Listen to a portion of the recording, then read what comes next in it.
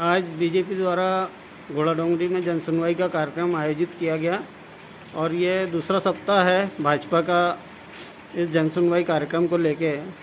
और ये 2 सप्ताह में ये इतना रिस्पांस मिला है कि आज मालवीय भवन में ये कार्यक्रम का आयोजन किया गया है भाजपा कार्यालय को छोड़ के, यानी ज़्यादा स्पेस और ज़्यादा लोगों के बैठने की जगह रहे।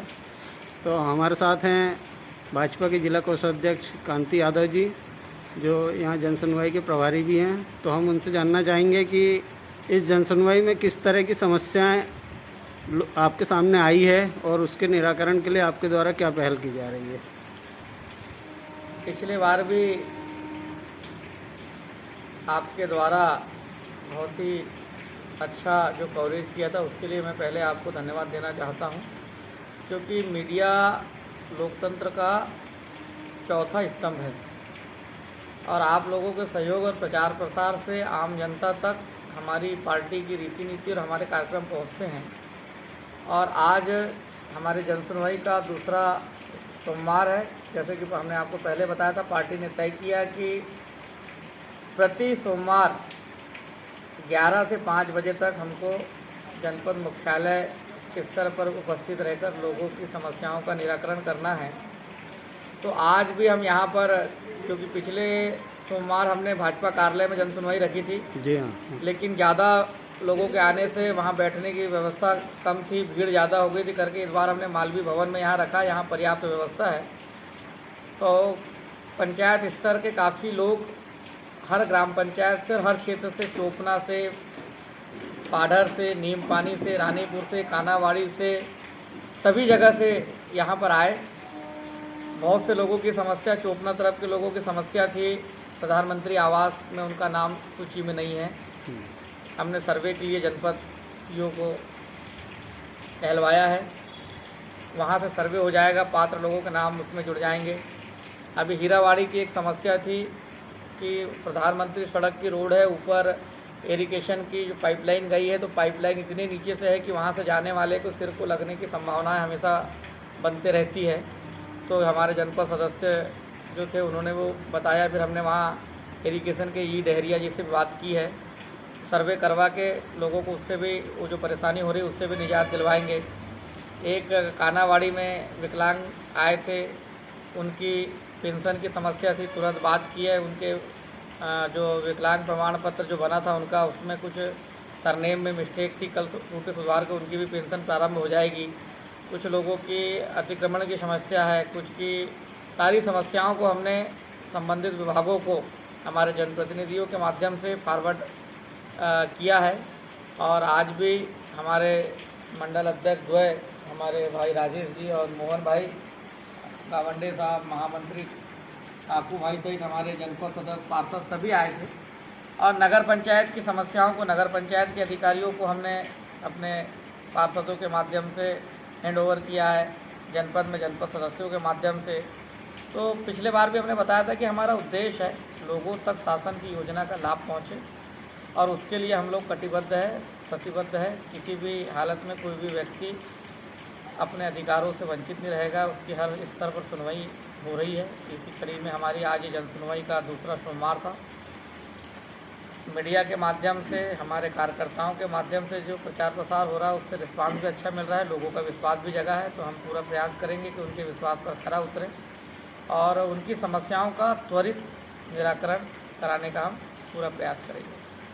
सबसे बड़ी दिक्कत तो लोगों के साथ यही होती है कि उनको यही समझ में नहीं आता कि वो अपनी समस्या रखे कहाँ। और जो भाजपा द्वारा ये जो पहल की गई है उससे लोगों को एक मंच मिला है जिसमें आके अपनी बात कह सकते हैं। और हाँ, आपने सही कहा। हालांकि सरकार स्तर पर प्रति मंगलवार जनपद स्तर पर, ग्राम पंचायत स्तर पर और जिला स्तर पर जन सुनवाई की जा रही है। जिले में माननीय कलेक्टर साहब जन सुनवाई का आयोजन करते हैं। जनपद मुख्यालयों पर और हर विकासखंड कार्यालयों पर हर विकासखंड के जो विभाग प्रमुख हैं वो भी जन सुनवाई करते हैं। और पंचायत स्तर पर भी कलेक्टर के साहब के और प्रशासन के निर्देश है कि सचिव और रोजगार सहायक को जन सुनवाई करना है। उसके बावजूद भी क्योंकि लोकल के कई मामले होते हैं, बराबर निराकरण नहीं हो पाता है, कुछ लोग अपनी आवाज़ सही जगह पर नहीं पहुंचा पाते हैं, तो हमारे जिला अध्यक्ष ने अपने जनप्रतिनिधियों के साथ ये तय किया था कि हम उन लोगों को एक उचित मंच दें। हमारा भी उद्देश्य है कि हमारी सरकार के द्वारा चलाई गई योजना उन तक पहुँचें और वो उसका लाभ लें, कोई व्यक्ति उस योजना के लाभ से वंचित नहीं रह जाए। जैसे अभी 17 तारीख से हमारे मुख्यमंत्री तीर्थ दर्शन योजना की जब शुरुआत पुनः हो रही है, तो हमारे 60 वर्ष से ऊपर के हमारे जो भी नागरिक बंधु हैं, माता बहनें हैं, उनके लिए द्वारका, गुजरात, सोमनाथ की यात्रा सरकार के द्वारा यहाँ भी है। 65 वर्ष से ऊपर वाले को एक व्यक्ति साथ में ले जा सकते हैं, वो है, तो वो भी इस यात्रा का भी लाभ लें। उसका भी हम प्रचार प्रसार करते हैं कि भाई जनपदों से आवेदन बुलवाएँ हैं, वहाँ से उनकी सूची आएगी। और जन्म से लेकर मृत्यु तक मैंने पहले ही बताया, इतनी योजना है सरकार की। हर व्यक्ति जो किसी भी योजना के लिए पात्र हो, अभी से तो 17 तारीख से सेवा सप्ताह हमारा चल रहा है, चलेगा, उसमें भी हम लोगों की समस्याओं का निराकरण करेंगे। तो हमारा उद्देश्य है ये जन सुनवाइयों के माध्यम से कि हमारे जनप्रतिनिधियों के साथ बैठ के, हमारे पार्टी पदाधिकारियों के साथ बैठ के आम जनता से रूबरू होकर उनकी समस्याओं को जानकर उनका निराकरण करना। और उसी कड़ी में आज हम यहाँ पर आए हैं। और फिर अब तो हमने यहीं पे हमारी जनसुनवाई हर बार मालवी भवन में होगी, क्योंकि बड़ा स्पेस है, बैठने की अच्छी जगह है। हमारे लोग जो दूर दराज से आते हैं तो उनके लिए सुविधा के हिसाब से हम यहीं पर प्रति सोमवार जनसुनवाई हम करेंगे। लेकिन जैसे कि देखा गया है कि जनता क्या करती है कि पंच से लेके सरपंच, जनपद सदस्य, जिला पंचायत सदस्य का चयन तो कर लेती है, और स्थिति ये होती है कि लोग चुनाव के समय एक्टिव रहते हैं, बाद में एक्टिव रहते नहीं हैं। और आज आप लोगों के माध्यम से जनसुनवाई का कार्यक्रम जो आयोजित किया गया है, तो इस माध्यम से आपके जो जनप्रतिनिधि हैं, पंच से लेके जनपद तक के, वो सब लोग भी एक्टिव हो रहे हैं और वो भी अपने गांव वालों के साथ जाकर उनकी समस्या का निराकरण करने का प्रयास करेंगे। क्या आपको ऐसा लगता है ऐसा कुछ होगा? देखिए, त्रिस्तरीय पंचायती राज में सरकार के द्वारा जिला पंचायत, जनपद पंचायत और ग्राम पंचायतों का जो गठन इसी उद्देश्य से किया है कि हर व्यक्ति को समाज के बीच में, जनता के बीच में काम करने का मौका मिले। हमारे पंच अपने वार्ड की समस्याओं की बात करते हैं, सरपंच पूरी ग्राम पंचायत की बात करते हैं, जनपद सदस्य अपने जनपद क्षेत्र में आने वाली ग्राम पंचायतों के विकास और उनकी समस्याओं के निराकरण की बात करते हैं। इसी तरह जिला पंचायत के सदस्य हैं और जिला पंचायत अध्यक्ष और जनपद अध्यक्ष है, जो अपने जिला पंचायत और जनपद अध्यक्ष अपने जनपद क्षेत्र में लोगों की समस्याओं का निराकरण करने के लिए प्रयासरत रहते हैं। और चुनाव इसी के लिए होता है। कई जगह कोई समस्या आने से कुछ जगह जनप्रतिनिधि उतने सक्रिय कई बार नहीं रह पाते हैं, लेकिन फिर भी मैं जहाँ तक समझता हूँ हर जनप्रतिनिधि अपने अपने स्थान पर सक्रिय रहता ही है। और हमारा अभी क्या है, हम सामूहिक बैठ रहे हैं। हमारे जो जनपद, हमारे समर्थित जो जनपद सदस्य हैं, सब हमारे साथ बैठते हैं, हमारे सभी पार्षद हमारे साथ बैठते हैं। तो एक दूसरे के सहयोग से हम लोग जनता और उनके भी आपस में एक साथ बैठने से उनको भी एक मतलब नए नए बने हैं तो सीखने को भी मिलता है। और साथ में बैठ के हम जनता का अच्छे से उनकी समस्याओं का निराकरण करते हैं।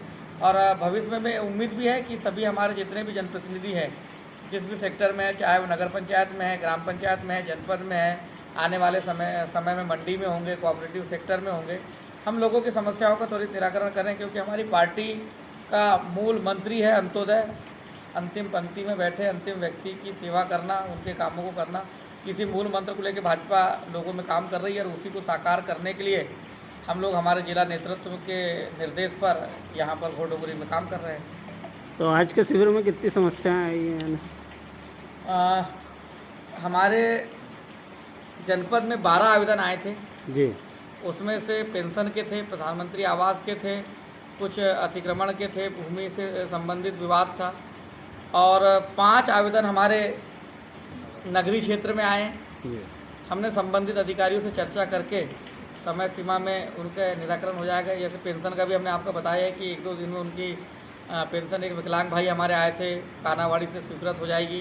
प्रधानमंत्री आवास का सर्वे होकर अगर वो पात्र है तो वो हो जाएंगे। कुछ गरीबी रेखा के नए नाम जुड़ने के लिए आ रहे हैं, उसमें भी संबंधित पटवारी को, सचिव को हम लोगों ने कहलवाया है कि भाई अगर पात्र व्यक्ति है, अगर भूमि नहीं है, गरीब है, उस श्रेणी में आता है तो उनके नाम जोड़े जाएँ।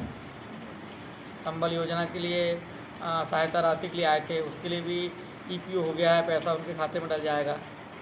जैसे किसी भी समस्या को लेकर आप जब अधिकारी से बात करते हैं तो उनसे क्या रिस्पांस मिल रहा है आपको, यानी किसी भी बात को देखिए, हमारे जनप्रतिनिधि और हम लोग अधिकारियों के साथ परस्पर समन्वय से हमारे काम आसानी से हो जाते हैं। अधिकारियों से रिस्पांस भी अच्छा मिल रहा है।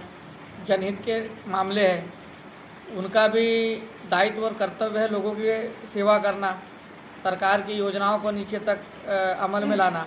और जनप्रतिनिधियों का भी, शासन और प्रशासन दो पहिए हैं, तो जनप्रतिनिधि और सरकारी अधिकारी कर्मचारी सरकार के अंग है, तो रिस्पांस भी बहुत अच्छा मिल रहा है और लोगों के काम भी हो रहे हैं। और काम हो रहे हैं, एक विश्वास जग रहा है, इसलिए लोग आ भी रहे हैं। आपने देखा पिछले बार भी कितनी भीड़ थी, आज भी लोग आए, तो उसका कारण ही ऐसे काम नहीं होते तो लोग बाग आते भी क्यों।